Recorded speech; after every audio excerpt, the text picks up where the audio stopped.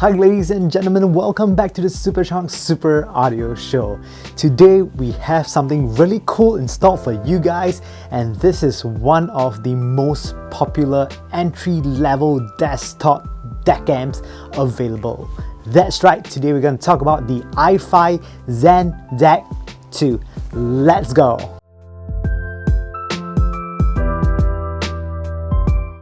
Just before I go on, I would just like to let everybody know that I'm doing a product giveaway, and that is for the final E2000. To participate is extremely easy. All you have to do is just like and subscribe down in the corner below, and once I hit 500 subscribers, I will do a video announcing the winner. So I know we are almost there, so there is just about the last 50 places or so available to take part in this giveaway. So do not hesitate, just like and subscribe and we will get on with the giveaway. On to the review.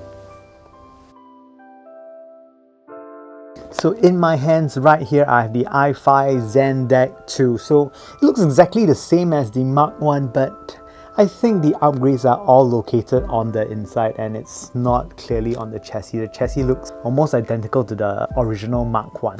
So let's just get to the point on what the ifi Zen Mark 2 actually is. It is a value proposition of a DAC amp that can sit on your desktop and just pump music out into your headphones.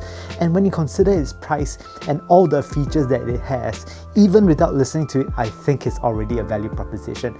But we'll find out more. Does the sound actually stack up to the mass amount of features that this DAC amp actually provides? The ifi Zen DAC 2 is a buffet spread in a DAC amp. It has all the features that you absolutely want and need. First and foremost, it does PCM up to 32 bits, 384 kHz, which is honestly beyond a lot of lossless files. Most of them are recorded to like say 16-bit or 24-bit, 44.1, that sort of thing. The basic capabilities of it already transcend the usual FLAC files that you get. Also, it does DSD up to 256 DSD, and honestly, this is overkill for a lot of newcomers to the scene. If you're listening to audio, most of the time you're just running off 320 kbps through Spotify, but this DAC gives you the option to play back music in DSD format for absolute quality. MQA is also available on the ifi Zen DAC 2, and this time round it exceeds what the predecessor has done.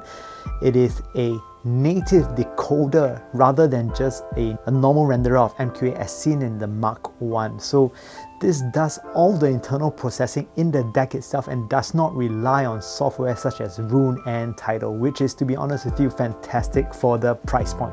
One of the biggest highlights in the Zen DAC 2 is the 16 times XMOS controller chip inside the Zen DAC 2, and this is a chip that allows the Zen DAC 2 to decode MQA files natively rather than like the previous iteration where it is only a renderer, and this really takes MQA up to the next level. So next, let's move into build quality. Now this is the Zen DAC 2, as you can see right here. It is made of a beautiful anodized aluminum body that feels very, very solid. I wouldn't drop it, but honestly, it is definitely very well made. And in the center of it is the giant volume control knob. You can just control your volume on the fly. And below the control knob are some LEDs where you can tell which play mode is the ifi Zen DAC 2 in. If it shows blue or green, that shows that it is rendering MQA. Standard yellow, it is your usual PCM format. Of course, there are a bunch of other colors that represent something, but honestly, these are the modes that I personally cycle through myself, whether is it being in yellow for standard PCM stuff, blue for MQA, or green also for MQA, but I think it's unverified. Also on the chassis, if you can see over here, it is a power match button. So power match, basically it's a gain switch selector. I think they just changed the name to make it a bit more new audiophile friendly, but basically it's a gain selector. If you press it, the gain will increase, and that can be used to drive harder to drive headphones. But if you're using IEMs like me, most of the time I would just set it to low and just stick with it. Too much power can actually cause my balance armature IEMs to distort a little bit, so I tend to just stick it at low gain anyways. And beside the button, there is a true bass button. So what this does, this essentially, it's a bass boost. You press it and magically your IEMs have a lot more bass. But how does this affect sound? I'll cover a little bit more of it when I talk about sound. In terms of outputs, it has, well, three main outputs. First is your 1/4 inch or 6.3 mm jack that most headphones would use. Second would be the 4.4 Pentagon connector. So these days, the 4.4 Pentagon, it's all the rage when you want to run a balanced IEM or headphone. So it does come with that should your headphone comes tunated in 4.4. Another thing to add is that the ifi Zen DAC 2 can actually act as a preamp as well as a DAC if you're running active speakers, and how you could actually connect them to your monitoring speakers or active speakers is through the back RCA output. So it's very handy, and honestly a preamp at this price range for a set of monitoring speakers, it is absolutely a bargain. So let me preface this just a little bit. The ifi Zen DAC 2, I believe, was created for people who are new to audio, for people who just bought their first headphones or first pair of IEMs and want to listen from their computer and think that the audio output from your computer is absolutely something like that of a venereal disease. Yes, usually your PC audio isn't that fantastic, and the Zen DAC 2 is there to make your listening experience quite a bit better. And with that said, the ifi Zen DAC 2 comes in a very friendly price of $159 US, which is really as low as it can get for something so feature-packed. And bearing this in mind, let's move on into sound. The ifi Zen DAC 2 marks a remarkable improvement in terms of sound compared to the output your computer or laptop gives you. Usually when you play music from your laptop's output, your headphones tend to sound a bit thinny. There is no body in the sound, and also details are vastly lacking. But the ifi Zen Mark II addresses that very well actually. What I find remarkable about the Zen DAC 2 is that it renders music in a very smooth flowing manner. Actually, when I first heard it, I could not believe that it was actually sounding this good at $159 US.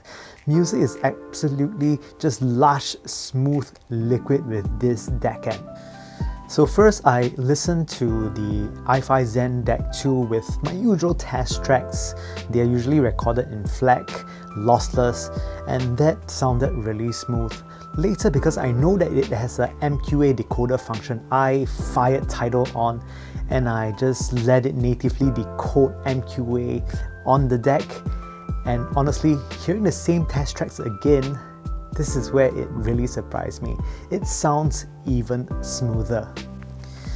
Yes, I know there is a big debate on the interwebs these days about whether MQA is worth it or not, but from my experience, I can clearly tell you that to me, MQA does sound smoother overall. Maybe FLAC has a bit more details, but I like the smoothness that MQA provides, so to me I like it basically. Imaging and positioning is also really good with the ifi Zen Mark II. That is assuming that you have a earphone or headphone that has very good staging capabilities. It will not help you if your IEM or headphone sounds narrow from the get-go. It is not a miracle cure, nothing's gonna change that. But if you have a headphone or IEM that has good staging capabilities, it will render that out. Resolution is where it gets very interesting. I think it resolves a lot of details, especially when you're coming from the PC or laptop scene where you're just using that 3.5 out from those devices which aren't very detailed to begin with. This is a clear upgrade. Also, in terms of resolution, I think that they are very competitive with other IEM in the same price range. One thing to note about the Zen DAC 2 is that it has a lot of power. So if you have difficult to drive IEMs or headphones, this thing can just drive them with a lot of control, which is fantastic, honestly. Something I did not expect at this price range. If you're using tough to drive headphones, they would have a lot of control. You know, some headphones that are particularly hard to drive, if you do not have an amplification that is robust enough for it, they tend to sound a bit flabby and not full-bodied. The ifi Zen DAC 2 controls it surprisingly to a level whereby it actually has quite a bit of finesse. Early in the review, I mentioned about true bass and I did not cover it there. I'll cover it here.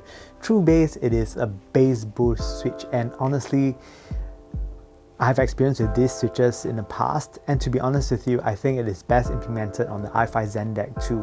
When you press, you can hear that there is actually a lot more added bass in the sub bass to mid bass frequencies, and I think that is very nice. But there is a caveat. If you're using IEMs that uses a balanced armature for bass, this is where I find that maybe not turning on the true bass mode would actually benefit the IEM better, because the way how balanced armature generates bass is actually a small little reed that vibrates to move bass. They don't really move a lot of air of bass, but just rather render the fundamental tones of bass notes. If you turn this on, I find that for some IEMs they tend to distort a little bit or sound unnatural, so I don't really recommend using the true bass function with BA IEMs, particularly bass that is done by balanced armatures. But on the flip side of the coin, if your IEM uses a dynamic driver for bass, then turning on the true bass mode actually would benefit it, because dynamic drivers, they move a lot of air from the get-go. Turning this mode on actually allows it to move a bit more air, and compared to how balanced armatures handle this mode, I think it's a bit more natural per se. On bigger headphones, I personally find that the true bass mode adds enough bass and it sounds rather realistic rather than just it being there and it's sounding false, so it is definitely a good feature to have. And of course, for a DAC review, I must compare it with another DAC, otherwise there is just no basis of comparison. So today I'm going to compare it with another rather popular DAC in a similar price range but in a totally different form factor. Yes, that is the Lotu Paw S1. Now the Lotu Paw S1, it's a dongle DAC amp, so it works extremely well with your mobile phones, but you can actually also use it with your desktop.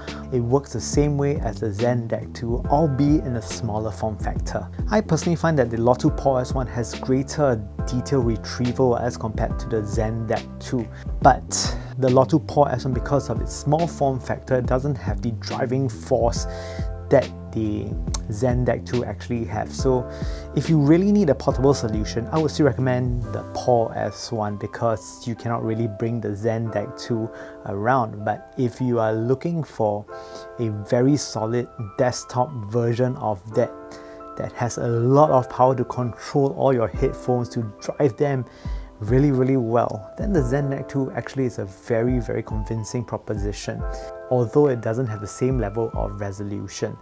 So that's basically the greatest difference between them. Also, I think the Paw S1, it is a renderer of MQA. I do not think that it decodes internally, but the Zen DAC 2 actually has a decoding function which makes MQA sound amazing.